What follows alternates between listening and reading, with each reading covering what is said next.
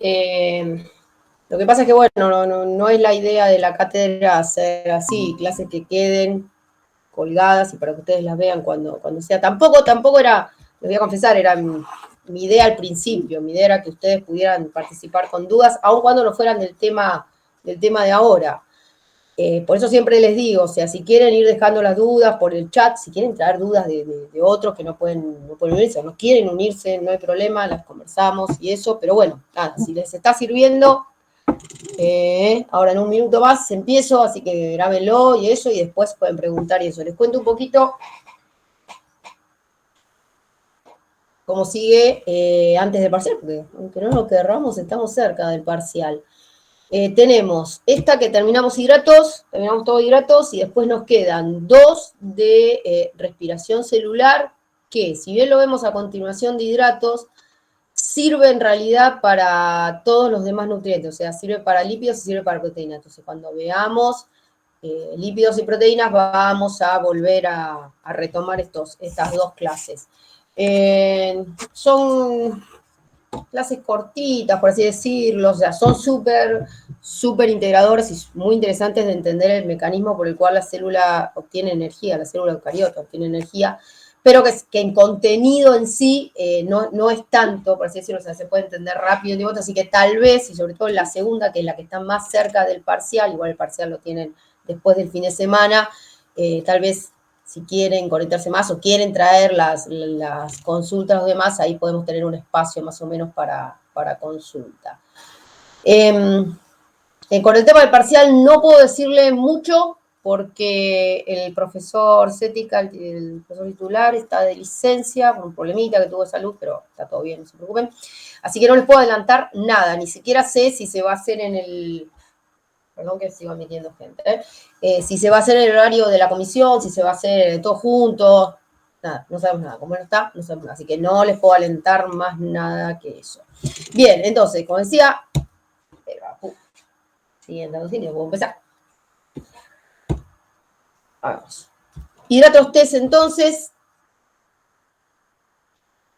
para terminar con metabolismo de hidratos de carbono, que básicamente en cuanto a la teoría, ese es el tema, metabolismo de hidratos de carbono, junto con respiración celular. En teoría tenemos eso, en la parte de práctica, los prácticos y los problemas de aplicación. Bien. Empiezo entonces, así que, no, ¿qué haces, Elisa? Por acá era compartir, si quieren poner para grabar. ¿Qué vamos a hacer? Espero que si esto sigue para el próximo cuatrimestre lo puedas grabar directamente. Acá vamos. Lo hago así porque si no después no... Compartiendo. A veces el Meet se... Bien.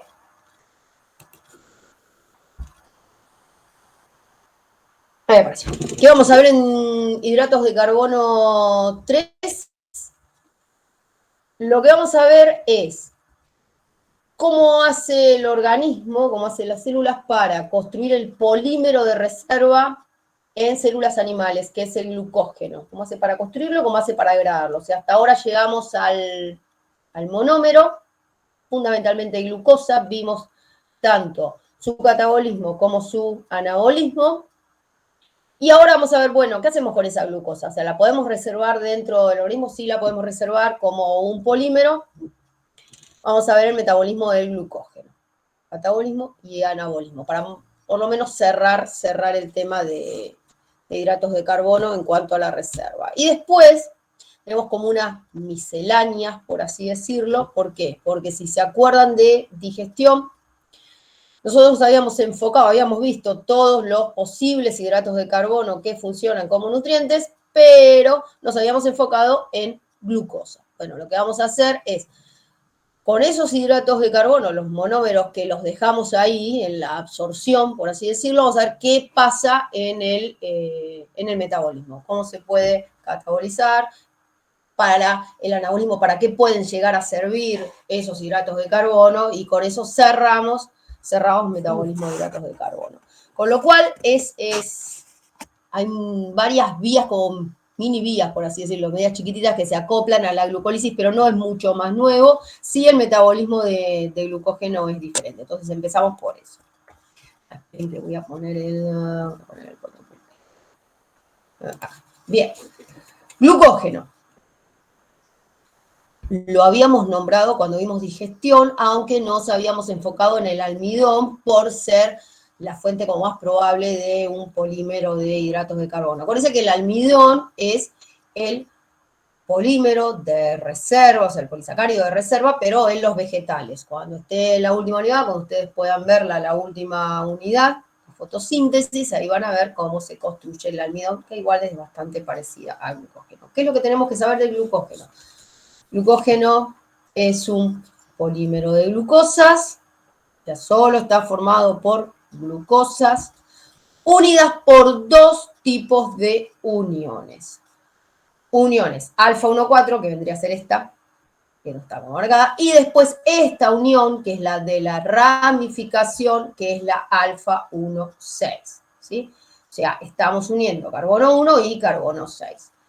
Lo importante del glucógeno y que se diferencia del almidón es que es totalmente ramificado, presenta una unión de estas, una ramificación cada 10 a 12 residuos de glucosa, con lo cual esto lo hace especialmente vulnerable al ataque de la enzima que los degrada. Entonces, como que es más fácilmente degradable que el almidón, que presenta una parte que es no ramificada, que es lineal. Entonces es importante reconocer esta estructura del glucógeno para tener una idea más acabada de cómo se puede degradar. Como les decía, habíamos hablado un poquito de glucógeno, lo habíamos nombrado cuando decíamos, bueno, es un posible nutriente, hay posibilidad de que el animal ingiera el glucógeno. ¿Cómo se degrada? De manera digestiva por la milasa.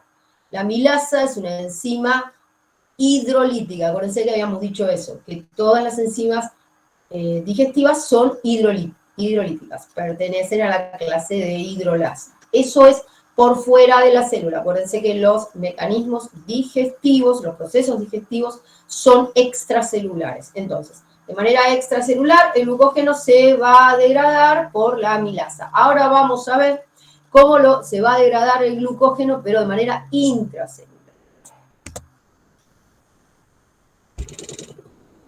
¿Qué es lo que va a pasar? El glucógeno se va a degradar por una vía que se llama glucogenólisis, pero con el agregado de, como dice acá, un grupo fosfato. Entonces,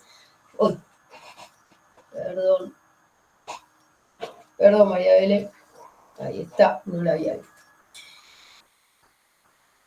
Decíamos que el glucógeno se va a degradar por una vía que va a provocar la ruptura de esta molécula por el agregado de un grupo fosfato. A diferencia de la digestión, que se produce la ruptura de esta molécula por el agregado de una molécula de agua. O sea, eso es diferente. Se va a obtener finalmente glucosa 6-fosfato y luego va a tener dos destinos posibles, y esto es muy importante que lo recuerden, que lo remarquen, porque eso nos va a dar la idea de, bueno, ¿para qué está esta reserva en los dos tejidos? Va a tener dos destinos, ya sea en músculo o en hígado. Acuérdense que el glucógeno se puede guardar en estos dos tejidos, en el hígado y en el músculo, pero que va a tener dos funciones claramente diferentes. Por un lado, en el hígado, como dice acá, vamos a poder obtener glucosa. Si se acuerdan, en el encuentro anterior, en hidratos de carbono 2, habíamos visto esta reacción, la catalizada por la enzima glucosa 6-fosfatasa, en donde se permite obtener glucosa libre, por así decirlo, que es una de las reacciones de la gluconeogénesis. Esa reacción como que no forma parte de la glucogenólisis, pero sí el destino de esa glucosa 6-fosfato en el hígado no es otro que obtener glucosa. Esa glucosa, entonces, que se dice libre, puede salir del hepatocito y se libera a sangre, como dice acá. Ahora, ya lo habíamos hablado la otra vez. ¿Se queda en la sangre? No, acuérdense que no es la función de obtener glucosa libre que se quede en sangre. No es la función elevar la glucemia, no. Sí, la va a elevar la glucemia, sí, pero no nos quedamos ahí, porque si no, ¿para qué nos serviría tener glucosa ahí dando vuelta en la sangre sin hacer nada? No, acuérdense, la glucosa es fuente de energía. Entonces, esa glucosa, ¿cómo se obtiene? Va a ir a va a ser absorbida, va a ingresar a los tejidos que la requieran para obtener energía. ¿Sabe la glucosa que esos tejidos la requieren? Están haciendo un llamado, hey, glucosa, y dale, no, tenés que mirar al costado de vez en cuando, Elizabeth, si no, no ves que la gente quiere entrar. El tejido, por ejemplo, el eritrocito no le dice, glucosa, vení para acá que no tengo energía. No. Hay transportadores con una muy alta afinidad por la glucosa que pueden ser capaces de captar esa glucosa aún en muy bajas concentraciones. Entonces, claramente, el glucógeno que está reservado en el hígado nos sirve como una reserva de glucosa para obtener energía en otros tejidos que no sean el hígado, es decir, una reserva de glucosa que permite suplir ese déficit energético cuando el animal no está comiendo, es decir, un periodo entre ayunos. En muchos lados, y tal vez cuando ustedes vayan a la cursada, le van a nombrar como función el elevar la glucemia.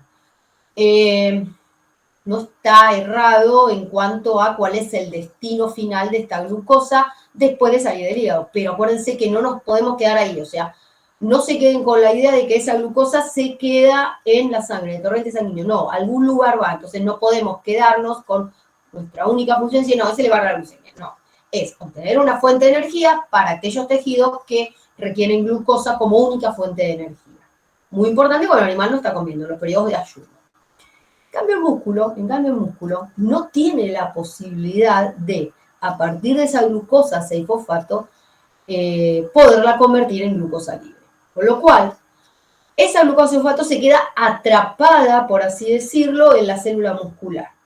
Acuérdense que esa reacción, cuando la vimos en glucólisis, de convertir a la glucosa 6-fosfato, era lo que se llamaba una trampa metabólica, que quiere decir que ese compuesto no puede salir de la célula. En el caso, cuando lo vimos para glucólisis, era para favorecer la entrada de glucosa y favorecer su catabolismo. En este caso es básicamente lo mismo. Esa glucosa 6-fosfato que se obtiene en el músculo se va a utilizar en el mismo músculo para obtener energía. Glucólisis, no hay otra razón. Con lo cual, nos queda en claro cuál es la función bastante diferencial del glucógeno en ambos tejidos. En el hígado el glucógeno sirve como una reserva de glucosa, pero que va a ser utilizada por otros tejidos. En el músculo sirve como una reserva de glucosa, sí, pero que va a ser utilizada por el propio músculo. Claramente, entonces, estamos hablando de dos situaciones metabólicas diferentes. El músculo, ¿cuándo va a requerir energía? Y cuando está en una contracción, ¿sí? En una contracción fuerte, o sea, en un ejercicio, ¿sí? Si es un animal, no, o sea, es una carrera que está haciendo el animal por la cuestión que sea, no tiene por qué ser deportiva la carrera. Nosotros asimilamos el ejercicio porque, y en mi caso, hablo personalmente, no es algo voluntario, o sea, yo voluntariamente no hago ejercicio. Pero bueno, ¿sí? Pensemos en cualquier tipo de contracción muscular. Ahí va a necesitar energía el músculo y básicamente si nosotros estamos pensando en un ejercicio que se realice con deuda de oxígeno, un ejercicio anaeróbico, una carrera rápida, un animal que esté huyendo, un gatito que esté huyendo, por ejemplo, eso sería un ejercicio que obtendría la energía por esta vía metabólica, porque piensen que la reserva energética del músculo como compuestos de alta energía le sirve para algunos segundos, menos de 10. A partir de ese momento ya tiene que estar degradando el glucógeno, ya tiene que estar haciendo glucólisis para obtener energía. De todas maneras, por ejemplo, pensando en los seres humanos y en los 100 metros llanos, ¿sí? Por los tiempos que se manejan, que son menores de 10 segundos, tal vez ni siquiera estén haciendo glucólisis anaerobia, ¿eh? Increíble las velocidades que corren la gente. Bien, entonces, glucógeno, reserva de glucosa, reserva de energía para el propio músculo. Hígado, reserva de glucosa, reserva de energía, sí, pero no es para el propio hígado, ¿sí? Es para otros tejidos. Y no quiero reiniciar. ¿Se ve eso? Sí se ve. Basta. Sí, recuerden, presente eso, que tal vez lo lean o se lo digan como condición, como función elevar la glucemia. No está del todo mal, yo iría un poquito más allá para que no nos quedemos solo con eso. Bien. Entonces, nosotros tenemos una reserva de glucógeno, la necesitamos degradar.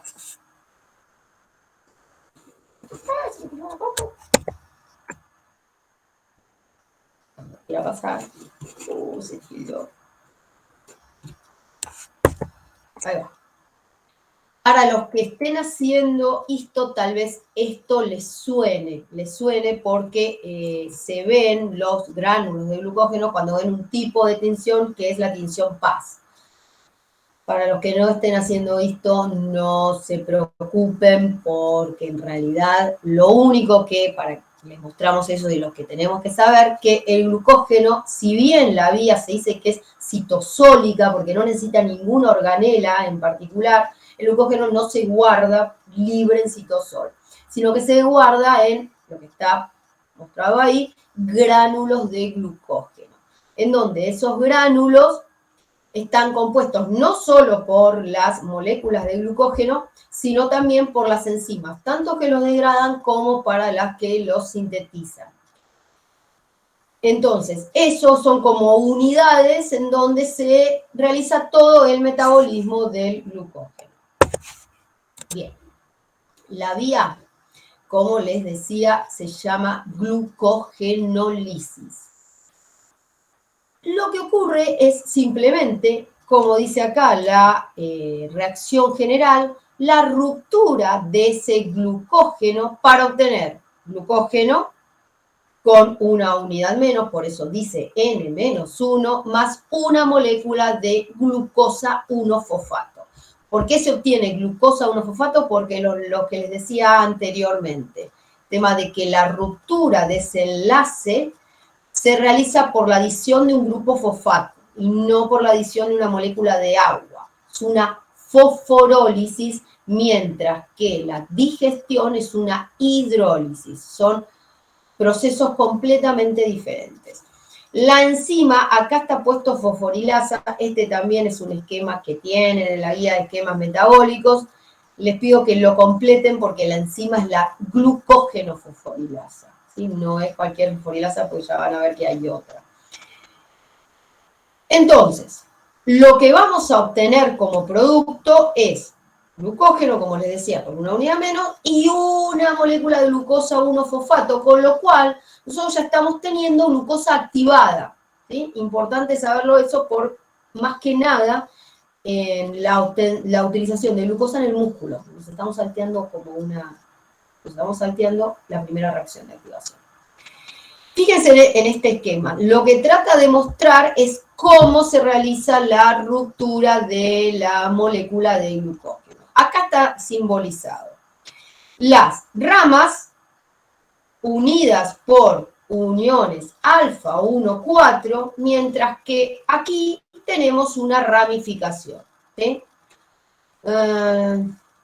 No es muy feliz, tendríamos que cambiarlo el esquema. La ramificación, esta vendría a ser. Esto vendría alfa 1,4 también, aunque según como está acá, pareciera que es otra ramificación. Pero bueno, glucógeno fosforilasa rompe uniones alfa 1,4. O sea que sería estas. Las va rompiendo. Las voy rompiendo hasta que llega a 3 residuos de glucosa unidos a una ramificación. O sea, esta es alfa 1,6, todas estas son alfa 1,4, pero la glucógeno fosforilasa no puede romperla. Esto es simplemente porque la conformación de la unión alfa 1,6 es diferente.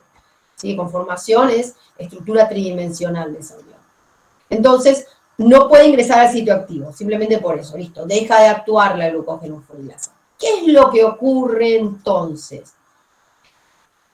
Actúa una enzima que se denomina en general transferasa, ¿sí? Aunque el nombre completo es alfa 1,4 glucano transferasa, y esto es porque rompe la unión alfa 1,4 y crea una nueva unión alfa 1,4, ¿sí? ¿Para qué? Para llevar esos 3 residuos que no podía romperlo la glucógeno-fosforilasa hacia otra parte de la molécula de glucógeno para armar una cadena más larga, listo. Entonces, en otro momento, la glucógeno-fosforilasa va a poder romper estos enlaces sin problemas porque pueden ingresar al sitio activo.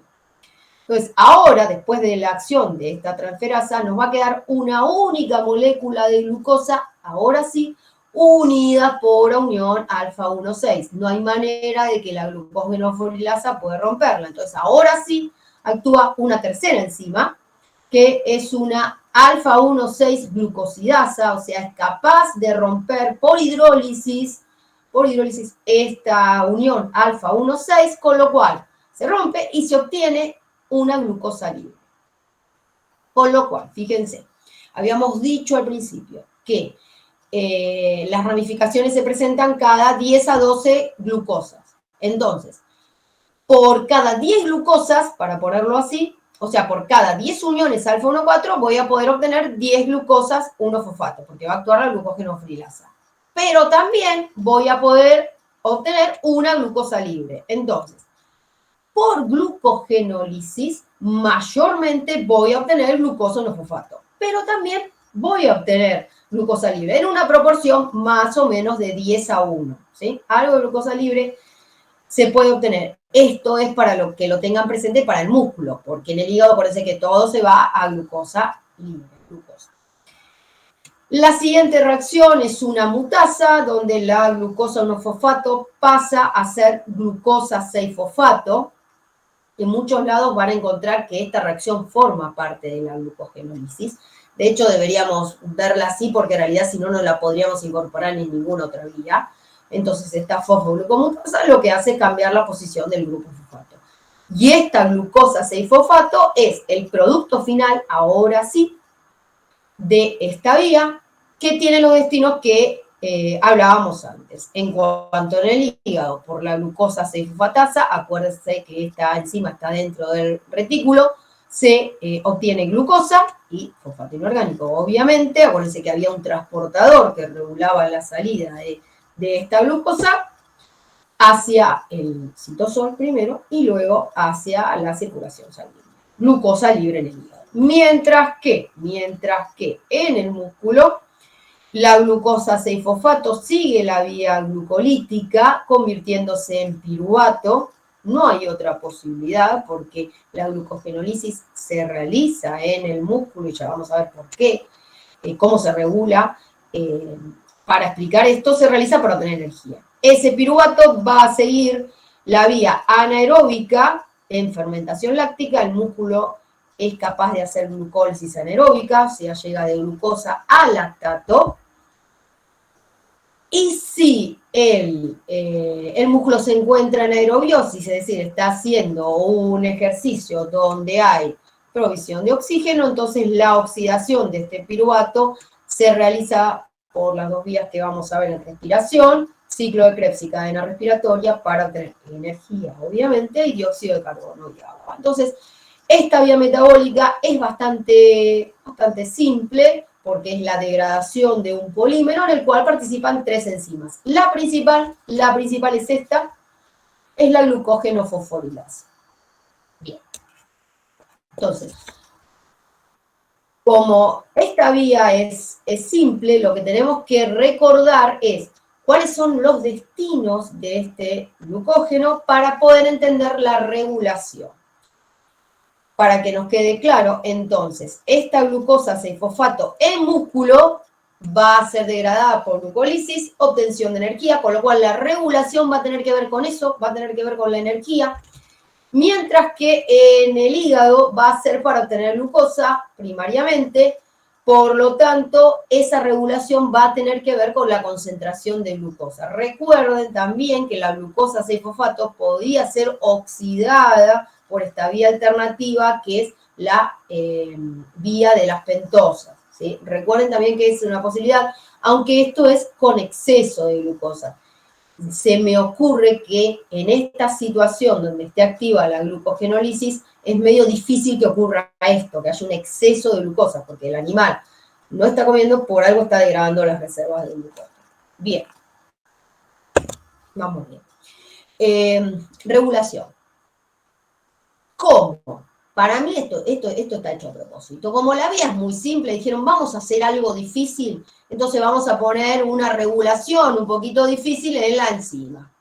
Para mí está hecho así a propósito. La enzima reguladora, ven, acá está el nombre completo. Estos también son esquemas de la guía. Es la enzima glucógeno fosforilasa. Es una enzima alostérica, dos unidades tiene. Acá está este esquema muy, muy simple, en donde tiene la unión al sitio activo, la unión a esta coenzima, la unión a los nucleótidos, ¿sí? Y no aparece la regulación, pero créanme que es una enzima alostérica. A la vez que la regulación alostérica presenta esta enzima regulación por modificación covalente, con lo cual tenemos dos modos de regulación sobre la misma enzima, modificación covalente y alostérica. Y a la vez de eso, para complicarlo un poquito más, el tipo de regulación cambia la estructura tridimensional de la enzima. Nosotros cuando habíamos visto regulación alostérica, algo habíamos hablado de eso, en donde decíamos que el efector alostérico lo que hace es cambiar la afinidad del sitio activo por el sustrato, o sea, cambia el KM. Pero no habíamos hablado de cambio de conformación. En este caso también se da eso, un cambio de conformación en la estructura tridimensional. Con lo cual, nosotros no solo nos vamos a tener que aprender los efectores, sino también que vamos a tener que tratar de entender este cambio de estructura. ¿Sí? Y como les digo, lo hicieron a propósito, simplemente porque era fácil la vida. Bueno, les explico sobre el gráfico de la guía de esquema metabólico porque es lo que el material que ustedes tienen más a mano, pero igual en cualquier libro más o menos es bastante parecido. En el centro de la regulación, vamos a ver la regulación por modificación covalente. La regulación por modificación covalente es la misma, tanto, como dice acá, para el músculo esquelético que, como vamos a ver en 2 minutos, para el hígado. O sea, es exactamente la misma. Con lo cual, con que la aprendamos una vez, listo. Otra vez acá está incompleto el nombre de la enzima. Glucógeno fosforilasa. Glucógeno fosforilasa.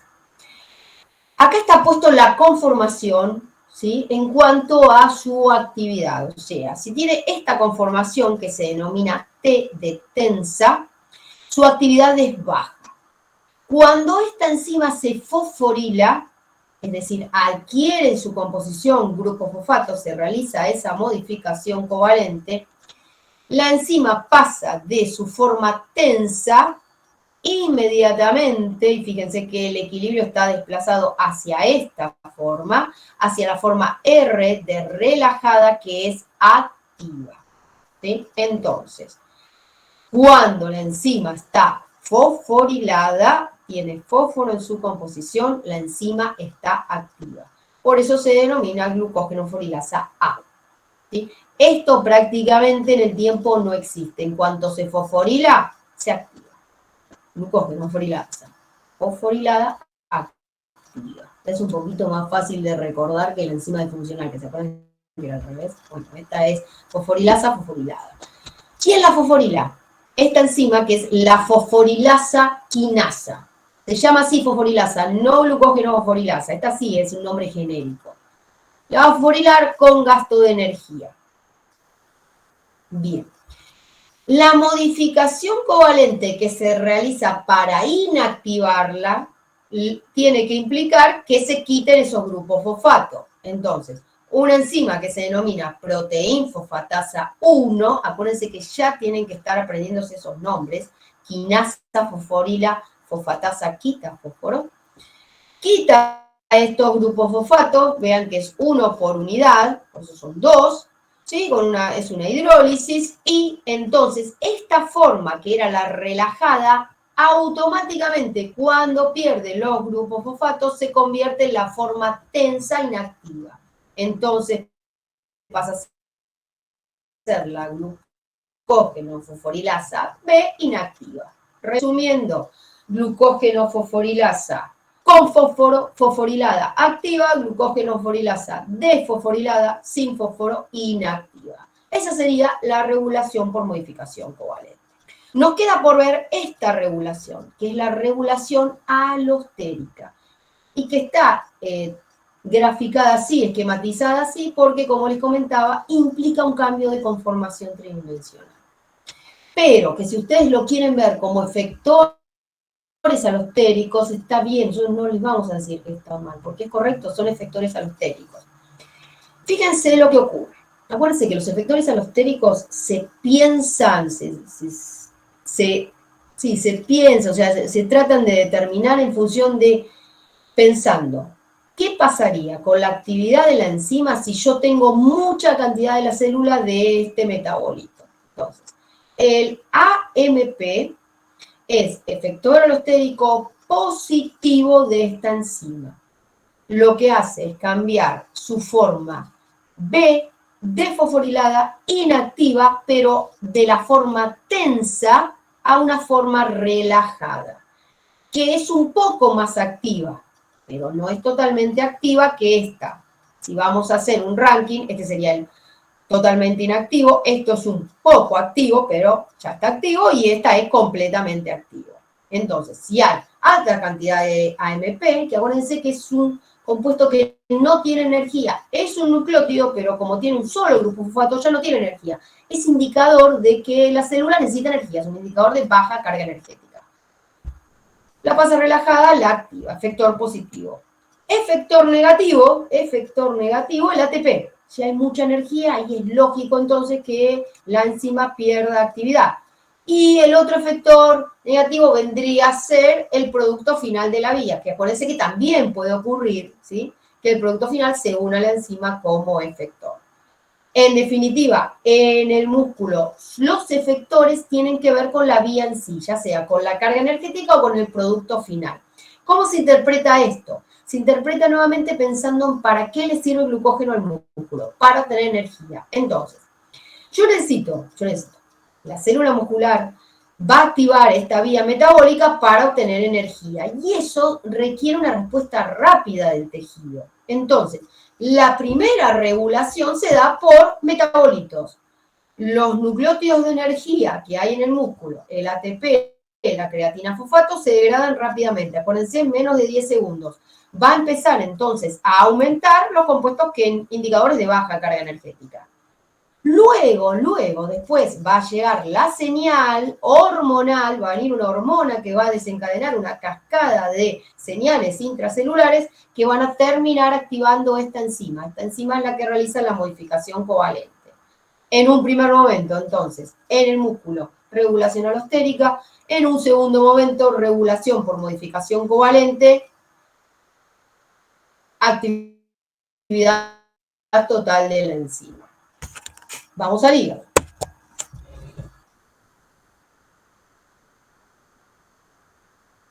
En el hígado, lo que ocurre es que la función del glucógeno es diferente. Habíamos dicho que la función del glucógeno en el hígado es obtener glucosa libre. ¿Sí? Entonces, es lógico nuevamente pensar que la glucosa ahora, y no la carga energética, va a intervenir como efector. La glucosa, en este caso, es efector alostérico negativo. Fíjense lo que hace. Se une a la enzima, a la glucógeno fosforilasa, y la pasa de su forma tensa, de su forma relajada, activa, a su forma tensa, que es menos activa.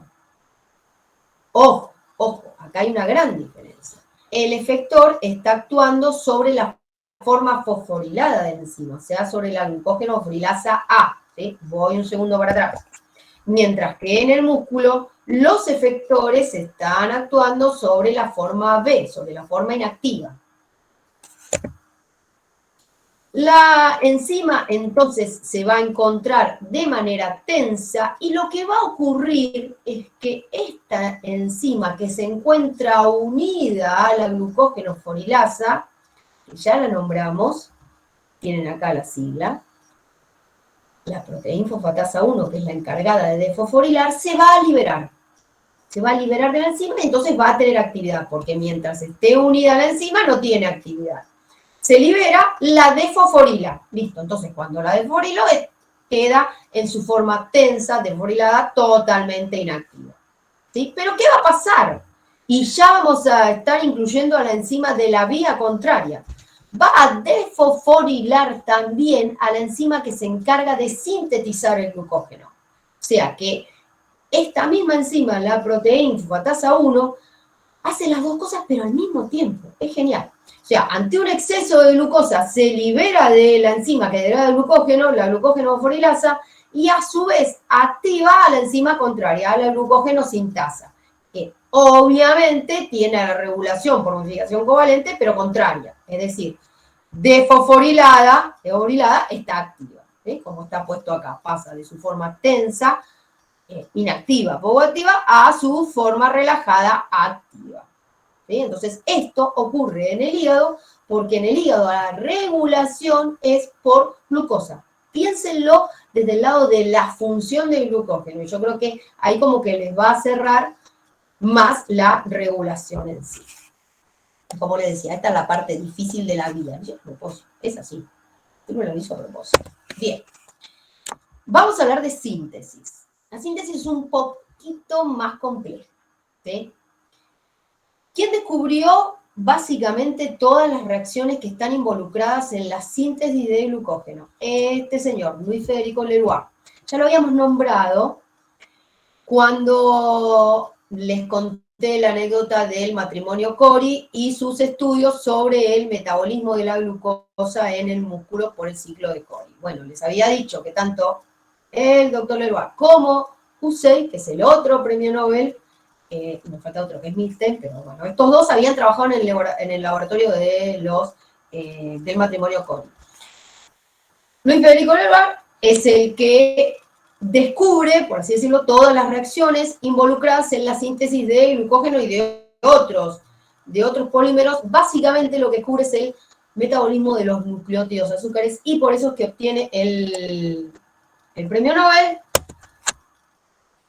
Tenemos en la actualidad un instituto, tal vez los hayan visto cuando fueron al Parque Centenario. El Instituto Leroy está ubicado en el Parque Centenario, es en honor a este doctor, acuérdense, uno de los 3 premios Nobel en ciencia. Todos del siglo pasado, obviamente. Bien, vamos a hablar un poquito de los nucleótidos azúcares. Y tenemos que tratar de acordarnos sobre todo de esta parte complicada que son los nucleótidos. ¿Sí? Repásenlo de química orgánica porque los vamos a trabajar no solo acá, sino en la segunda parte de esta materia, en la parte de ácidos nucleicos. Así que repásenlo. Un nucleótido de azúcar, básicamente el nombre lo dice, es un nucleótido unido a un monosacárido. Vamos a hablar de glucosa, pero vamos a ver que hay otros nucleótidos azúcares también. Entonces, lo que hacen es, a través del grupo fosfato, siempre son difosfatados, se va a unir a la parte de la pentosa, y acuérdense que esta es la base nitrogenada. En el caso de la síntesis de glucógeno, el nucleótido azúcar participante es el uridín difosfato, ¿sí? El UDP glucosa es el que se forma. ¿Por qué es tan importante? ¿Por qué son tan importantes estos compuestos y por qué fue tan importante este descubrimiento? Porque no se conocía el mecanismo por el cual se sintetizaba el glucógeno. O sea, si uno, y ahora lo vamos a ver en 2 segundos más, ve la síntesis de glucógeno, no hay tanto gasto de energía. O sea, imagínense que la síntesis de un polímero, y ya lo vamos a ver cuando veamos síntesis de proteínas, uno pensaría que se requiere mucha cantidad de energía, o sea, se requieren muchas moléculas de ATP. Y ya lo vamos a ver con la síntesis de proteínas, la cantidad de ATP que se requiere. En el caso del glucógeno, se observaba que no se requería tanta cantidad de ATP. No había manera de explicarlo, hasta que el doctor Leroy pudo encontrar que se formaban estos compuestos, los nucleótidos azúcares, de forma de reservar la energía de alguna manera y poder construir esta molécula, este polímero, esta molécula de glucógeno. Bueno, vamos a ver cómo es. Esta es una reacción que ya vimos, ¿sí? Glucogenogénesis. La enzima es la exoquinasa, la pusimos así en general. Recuerden que en el hígado tenemos a la glucoquinasa, aunque es una exoquinasa. Esta reacción entonces ya la vimos. Obtenemos de glucosa 6-fosfato. habíamos visto que se metabolizaba en la glucólisis para obtener energía. ¿Qué es lo que va a pasar cuando la carga energética de la célula es alta? Obviamente la glucólisis se va a detener. Entonces, esa glucosa fosfato se va a convertir por la fosfoglucomutasa en glucosa 1-fosfato. ¿Sí? Esto va a ocurrir en el hígado o en el músculo, claramente. La glucosa 1-fosfato se va a unir con un nucleótido trifosfatado, o sea, un UTP, uridín trifosfato, por la acción de la enzima pirofosforilasa para formar el nucleótido azúcar. El nucleótido azúcar, UDP glucosa, es el que va a seguir con la síntesis de glucógeno. Pero es muy importante el otro compuesto que se obtiene, que es el pirofosfato. ¿Por qué? Porque la degradación, ¿sí? La hidrólisis de este pirofosfato por la enzima pirofosfatasa, en 2 grupos fosfato, es altamente exergónica. Anótenselo, esta reacción es altamente exergónica, da muchísima energía. Este es un compuesto de alta energía, aunque parezca muy simple, pero son 2 grupos fosfato. Acuérdense que los grupos fosfato entre sí mucho no se quieren, ¿sí? Porque tienen muchas cargas negativas juntas. Y no tienen otra cosa, no hay nada en el medio, no hay otro átomo, con lo cual esto se rompe de la nada, nos da mucha energía. Estas son reacciones acopladas energéticamente, o sea, son reacciones sucesivas, si se acuerdan, en donde el producto de la primera es utilizado por la siguiente, con lo cual se arrastra, por así decirlo, por hidrólisis del pirofosfato, se arrastra esta primera reacción. Con lo cual, esto prácticamente no gasta energía, ¿se entiende? O sea, en esta reacción yo no estoy gastando energía en obtener la unidad para construir el glucógeno, se realiza por una reacción acoplada. Seguimos con la síntesis del glucógeno. UDP glucosa más glucógeno, ya vamos a ver qué pasa acá, no podemos unir 2 UDP glucosa así de la nada, por la enzima principal de esta vía, la glucógeno sintasa, no se está formando glucógeno con una unidad, con una glucosa más UDP, ¿sí? Se libera el uridín trifosfato. Necesitamos una enzima más para poder regenerar el UTP y volver al inicio, volver acá, que la enzima es la difosfoquinasa. Con gasto de energía podemos entonces regenerar ese UTP. Con eso estamos construyendo las uniones alfa 1,4 del glucógeno, ¿sí? Estamos construyendo la parte lineal del glucógeno. Necesitamos una enzima adicional, una única enzima adicional, que se denomina en general enzima ramificante, aunque su nombre completo es alfa 1,4, porque rompe una unión alfa 1,4, alfa 1,6, porque sintetiza una unión alfa 1,6, glucano transferasa. Alfa 1,4, alfa 1,6, glucano transferasa. Para realizar la ramificación, por eso se llama en general enzima ramificante.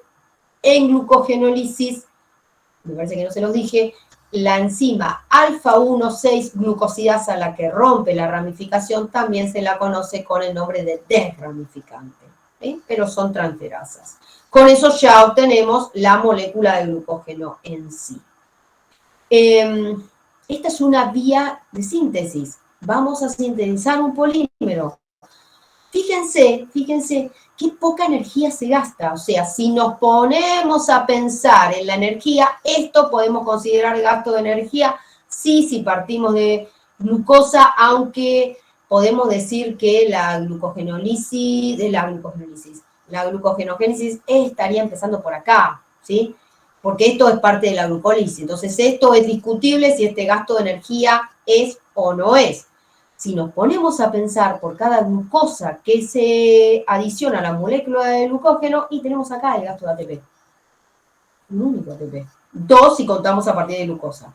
Es muy poco para formar este polímero, ¿sí? O sea, por eso es tan importante este metabolismo de los nucleótidos, el descubrimiento de esto. Bien. Glucógeno sintasa, enzima principal. La regulación, como lo habíamos visto cuando vimos la regulación a través de la proteína fosfatasa 1, a través de la glucosa en el hígado, es por modificación covalente. También tiene estas dos conformaciones que explican su actividad. Básicamente, lo que vamos a tener es la modificación covalente en cuanto a la actividad contraria a lo que habíamos visto para glucógeno fosforilasa. Entonces, ya para que lo vayamos entendiendo, la degradación, o sea, todas las vías que van a degradar esta reserva de glucosa, este glucógeno, para obtener glucosa, para obtener energía, porque en definitiva es eso, ¿sí? En el músculo se ve claro, porque es en el propio tejido, pero en el hígado es como que, uy, no, yo tengo glucosa, el del hígado no lo usa otro lado, pero es para energía, porque acuérdense de esto, el animal lo está comiendo, entonces se va a activar todas las vías metabólicas que le van a proveer de esa glucosa para obtener energía. Entonces, eso va a implicar que las enzimas estén fosforiladas para estar activas. Y si quieren, ya vayan agregando el nombre de la hormona que va a actuar en toda esta situación, que es la hormona glucagón. El glucagón en el hígado, en el músculo va a ser la adrenalina, y seguramente le suena la adrenalina relacionada con el sistema nervioso autónomo, con el ejercicio, le suena esa hormona, son las que van a activar esta fosforilación de enzimas. En cambio, al contrario, en la situación en donde yo tengo que, el organismo va a sintetizar glucógeno, o sea que va a guardar, eso va a ser en el periodo después de que el animal coma, las enzimas tienen que estar desfosforiladas activas, o sea, por eso decíamos la modificación covalente contraria. La hormona que va a actuar es la insulina. La insulina, entonces, lo que va a hacer es activar esta proteína fosfatasa 1. Esta proteína fosfatasa 1 va a desfosforilar esta enzima y la va a pasar, ¿sí? La va a desfosforilar, la forma tensa prácticamente no existe, existe esta forma relajada que es la activa. Desfosforilada es activa. Entonces la insulina va a activar la síntesis de glucógeno.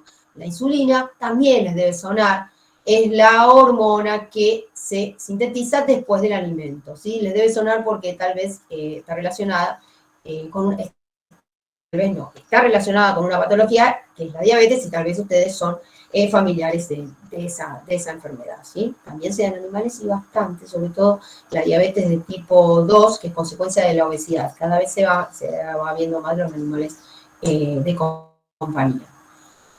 Decía entonces que la regulación, modificación covalente, bastante fácil de entender si ya entendimos la regulación de la glucógeno fosforilasa.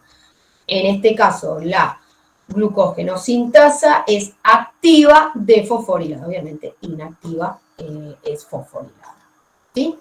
Bien. Listo con glucógeno, entonces, glucogenólisis, y de acá, y sí, perdón que mi hija me está preguntando, ¿estás en casa, mamá? Sí, y sí. No sé para qué, si tiene la llave, no sabemos. Bien. Ahí vamos. Este era el interludio para pasar a metabolismo de otros azúcares. Misceláneo. Bien. Ah, no, me había olvidado del tema de la glucogenina. Habíamos dicho que, no te tires, para unir una molécula de glucosa, un UDP de glucosa, necesitamos glucógeno preformado. Ya no podemos unir de la nada dos moléculas de glucosa.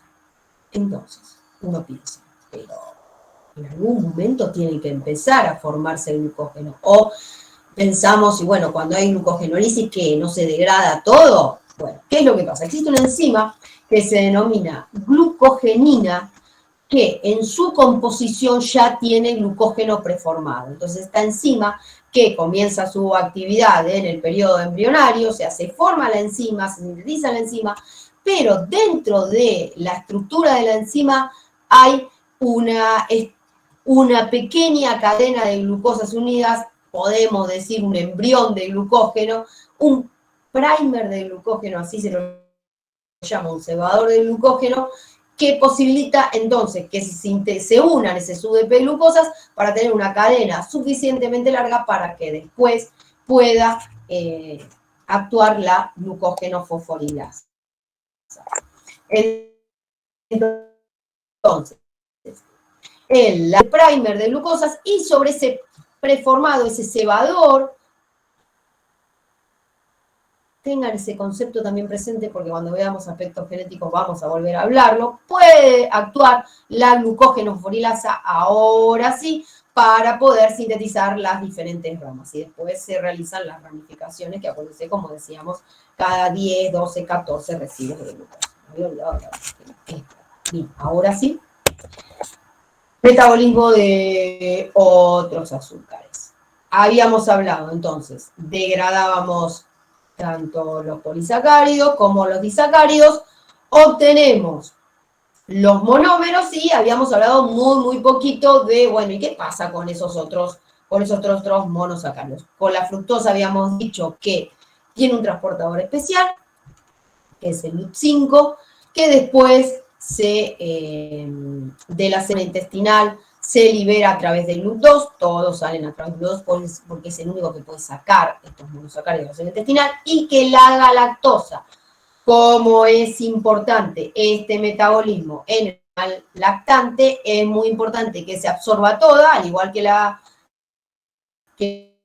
glucosa, con lo cual también se absorbe a través del transportador SGLT1, que es el cotransporte con sodio, acuérdense que era el mismo para la glucosa, para poder ser absorbida totalmente. Esta era la ventaja de este tipo de transportador, de por qué gastaba energía la célula intestinal en ingresar estos monosacáridos. También se libera por el GLUT2.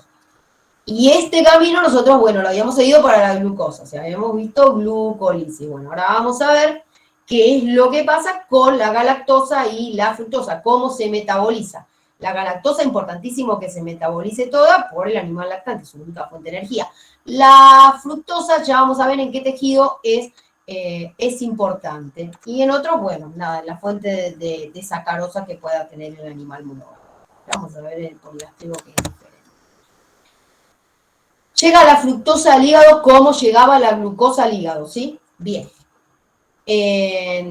La fructosa va a pasar a fructosa 1-fosfato.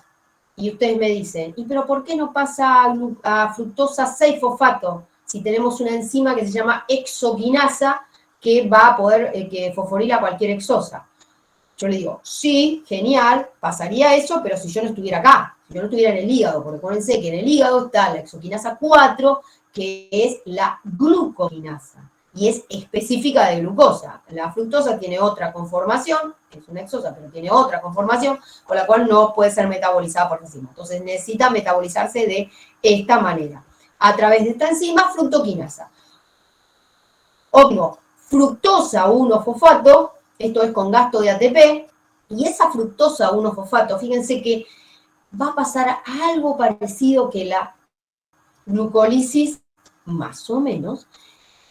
Se saltan unos pasos de la glucólisis, si ustedes tienen presente la glucólisis, y es metabolizada por la aldolasa B. Esta es una isoenzima de la aldolasa que vimos en la glucólisis, que es la aldolasa A, y se obtiene dihidroxiacetonofosfato, esta le suena, y gliceraldehído. ¿Qué es lo que pasa? Para continuar con la glucólisis necesitamos el gliceraldehído 3-fosfato. Entonces, a partir de la dihidroxiacetonofosfato, eso es fácil, es una isomerasa, listo. Este compuesto continúa con la glucólisis.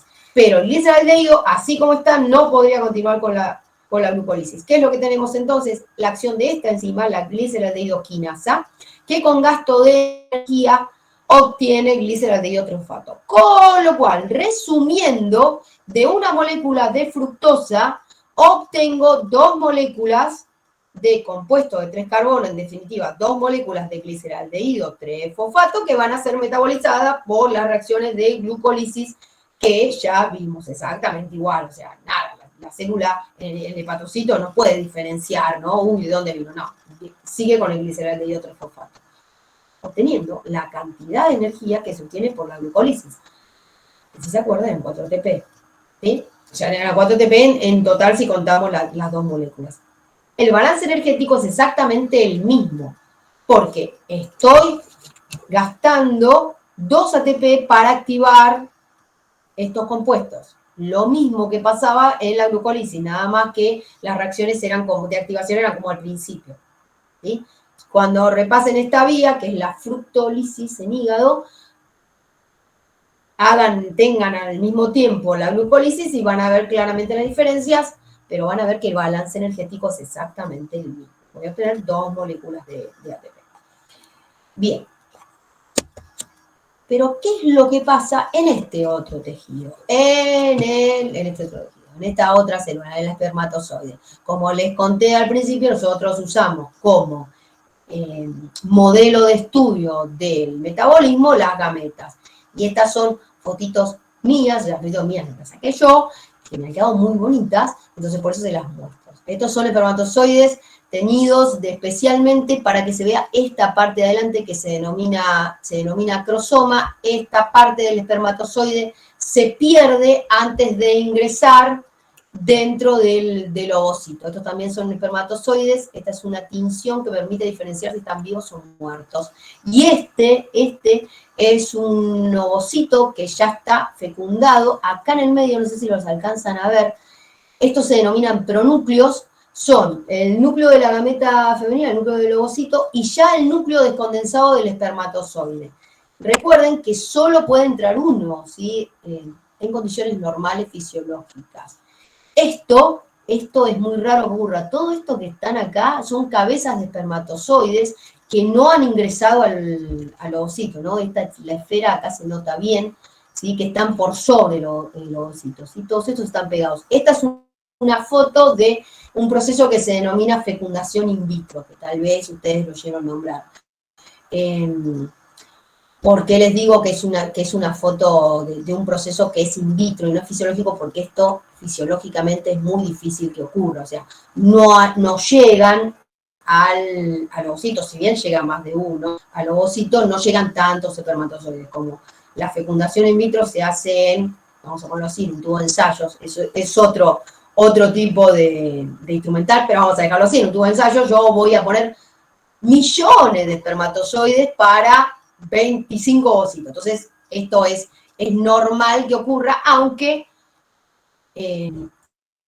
lo que pasa normalmente es que ingrese uno y se forme un único pronúcleo masculino. El femenino es un solo porque es una sola célula.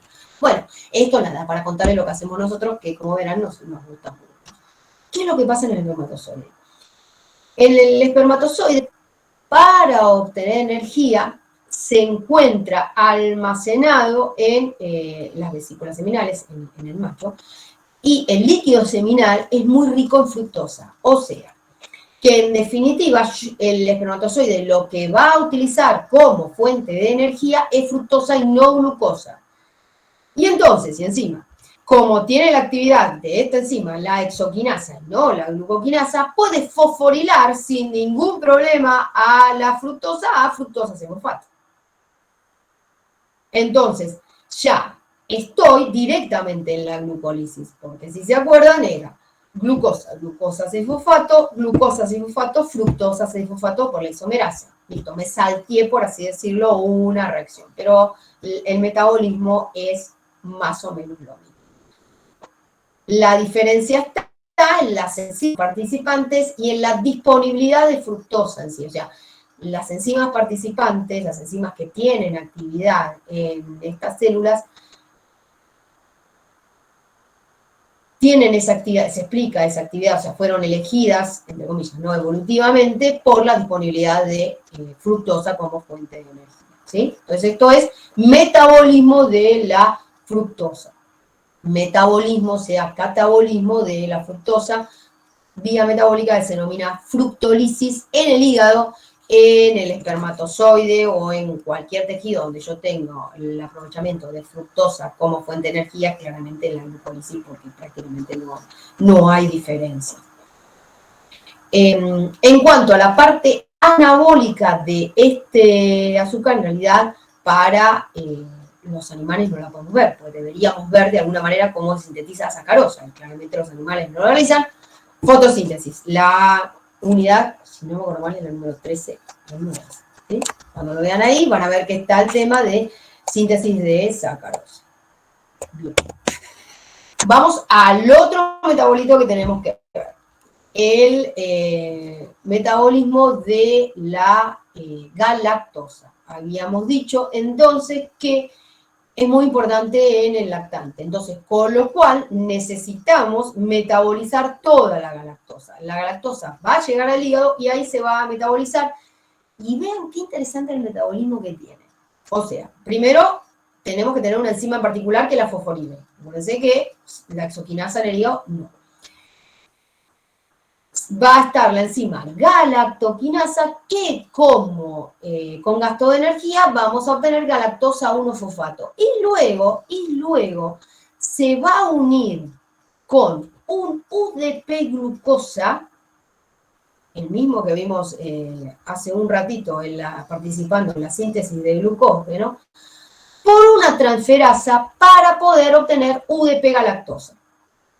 Ese UDP galactosa por ahora lo dejamos ahí, ya vamos a ver para qué sirve, pero a la vez que obtengo ese UDP galactosa, lo que voy a obtener es glucosa 1-fosfato. Glucosa 1-fosfato, mutasa, glucosa 6-fosfato, y si necesitamos energía, glucólisis. En definitiva, lo que estamos haciendo con esta reacción es posibilitar el cambio del azúcar, del nucleótido azúcar. Si no lo gastamos en otra vía metabólica, que ya vamos a ver cuál es, en 2 segundos, que es tranquilo, que esto ya termina, miren, hoy estoy terminando muy rápido. Esa UDP galactosa, diga que está ya llegando, bien. ¿A qué me preguntó entonces? Bien, ese UDP galactosa por una epimerasa nos va a dar, nuevamente nos va a regenerar el UDP glucosa. ¿Sí? Si no, el UDP galactosa ya vamos a ver qué pasa. Bien, la parte de síntesis. Síntesis de lactosa. Obviamente es en la glándula mamaria, ya vamos a ver en qué situación en particular. ¿Cómo es? Exoquinasa para obtener glucosa 6-fosfato, fosfoglucomutasa para obtener glucosa 1-fosfato. Estas reacciones no me las tengo que volver a aprender porque ya las sé. Estas reacciones tampoco me las tengo que volver a aprender porque ya vi en la síntesis de glucógeno. O sea que voy a obtener el UDP glucosa, el nucleótido azúcar, pero ahora está la diferencia. Va a actuar, en vez de la glucógeno sintasa, va a actuar una epimerasa que va a hacer lo mismo que habíamos visto en esta situación en la regeneración del UDP glucosa. Ahora va a cambiar el UDP glucosa para obtener UDP galactosa. El UDP galactosa, como es un nucleótido azúcar y como guarda energía, por así decirlo, tiene la posibilidad de unir una molécula de glucosa. Al igual que ocurría con la glucógeno sintasa, bueno, esto es lo mismo. Nada más que estoy sintetizando un disacárido, o sea, va a actuar la lactosa sintasa para obtener lactosa y UDP. Fíjense que si no fuera por esta reacción, o sea, si no fuera por la epimerasa, esa es una reacción como nueva, por así decirlo, esta que es un poquito distinta, es exactamente igual que la síntesis de glucógeno, ¿sí? Fíjense que también está actuando la difosfoquinasa para regenerar la molécula de UTP, o sea que es para ver diferencias con la síntesis de glucógeno, pero mucho más nuevo no hay que aprender, o sea, vean que y no se asusten, porque a veces uno dice, estos son misceláneas, no estudiar, y justo se nos ocurre preguntarlo en el parcial. En el parcial se decía, no, por favor, un punto menos por no acordarme de eso. Bueno, no le tengan miedo, no hay que aprender tanto nuevo, por así decirlo. Tengo que escribir en el chat a decir algo viejo.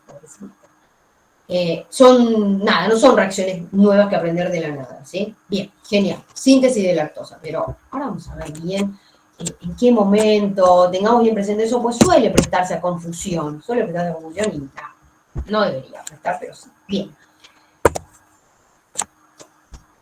Degradación de galactosa. Ay, me olvidé de poner las fotos.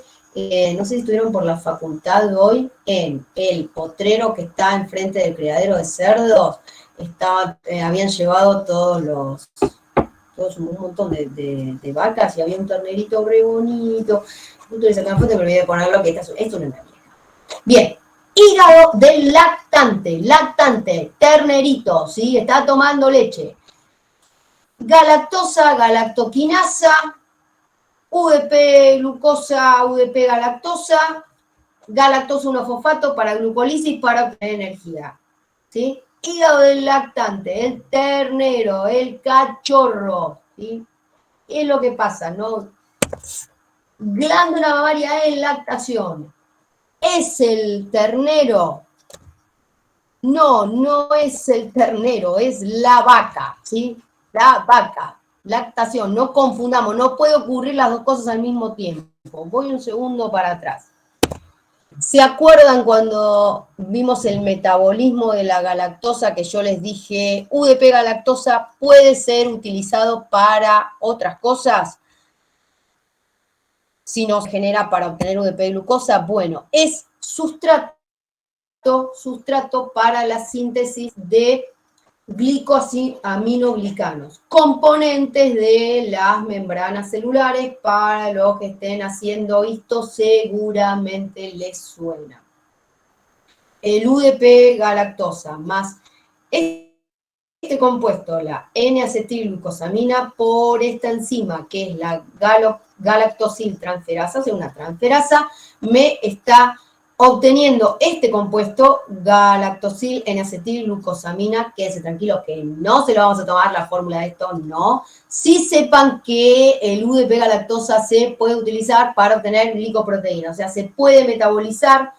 El animal, no necesariamente una vaca que esté en lactancia necesita obtener galactosa, entonces la actividad de esa epimerasa, la que me pasa UDP glucosa a UDP galactosa, está activa, como dice acá, en tejidos que no estén en lactación, o sea, no sean glándula mamaria, ¿sí? Para obtener justamente este compuesto, esta glucosamina, que me posibilita obtener glicoproteínas, componentes de la membrana celular. Pero en la vaca, por favor, no, les juro que se confunden. Así que presten atención, no puede pasar al mismo tiempo la degradación y la síntesis de lactosa. Y acuérdense que se denomina enlactación, ¿sí? ¿Sí? No son animales lactantes, ¿sí? Están produciendo leche. Bueno, en la glándula mamaria de una vaca que esté en este periodo fisiológico, lo que va a pasar es que esta enzima, la galactosiltransferasa, va a cambiar su actividad. Esto es fabuloso. Se le va a unir este componente de la leche, la lactoalbúmina, que también les debe sonar, ¿sí? Es un componente de la leche,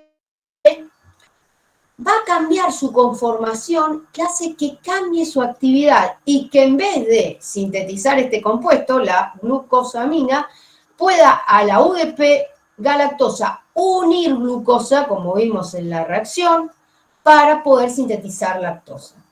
Entonces, es prácticamente la misma enzima, o sea, sí, es la misma enzima, pero que cambia su conformación. Ahora lo llamamos diferente, ¿sí? Porque la llamamos lactosa sintasa, y le sirve a la glándula mamaria para obtener lactosa.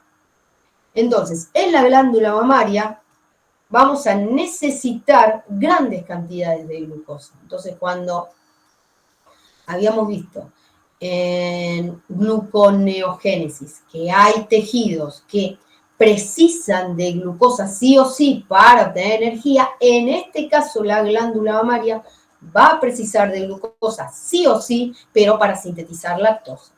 Entonces ese es uno de los tejidos que sí o sí va a necesitar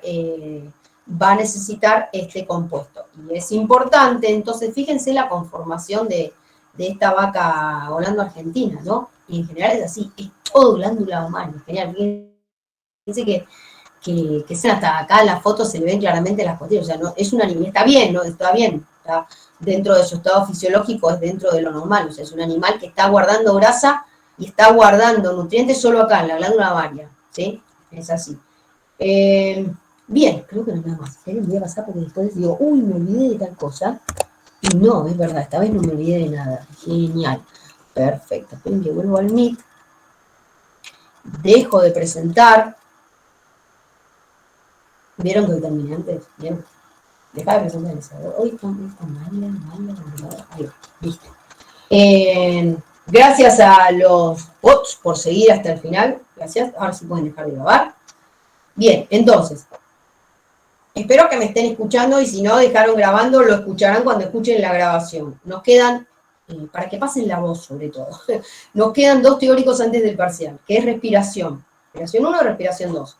En respiración 2, lo que voy a tratar de hacer es como un repaso de todos los temas para ver si surgen dudas, ¿sí? Espero tener ya para esa fecha una mayor precisión, espero, si no estamos al horno, con respecto a cómo va a ser el parcial, sobre todo porque no va a tener nada que ver con los parciales que hicimos durante estos 2 años. ¿Sí? Va a tener, supongo, de hecho es escrito, nosotros lo hacíamos orales, o sea que ya esa es una gran diferencia, pero supongo que se va a parecer bastante a los parciales que hacíamos pre-pandemia, ya el 2019 para atrás. En ese día entonces, respiración 2, vamos a tratar de hacer un repaso. Antes de irnos, esperen porque, y si quieren, manden alguna consulta o nada, o digan, ¿hay alguien ahí? O no, pero voy a ver lo del campus porque no lo vi, a ver si hay algo más para que les diga, uy, tienen que verlo. Chamora, 2 segundos más. A ver si hay algo más para ver. Bien, vamos todavía. Bien por la gente que se copa y está acá y graba para los demás. Tienen que pedir algo ustedes. Esperen que esto es así, es largo entrar al campus, porque saben que todas esas cosas tengo que llegar hasta el final.